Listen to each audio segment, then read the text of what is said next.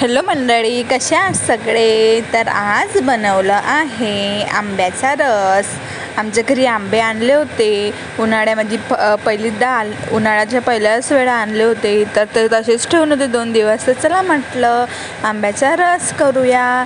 तर मी आंब्याला छान चोळून घेतलं आणि मग त्याच्या अंदरचा पल्प काढून घेतला आणि मग त्या गुळीचा चमच्याने काढून घेतलं आणि एका त्या शिरपटामध्ये पाणी टाकून त्याचं पूर्ण पाणी काढून घेतलं आणि मग त्या आंब्याच्या पल्पमध्ये टाकलं. त्याच्यामध्ये छान अशी साखर टाकली.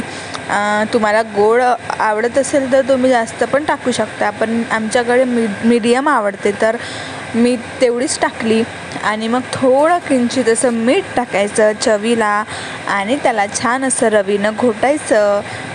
तुम्ही मग नाही का त्याला स्मूथ टेक्स्चर येण्यासाठी त्याच्यात तूप पण टाकू शकता, पण मी टाकलेलं नव्हतं. आणि छान असं रवीने त्याला घुमून घ्यायचं आणि आपला आंब्याचा रस हा तयार आहे.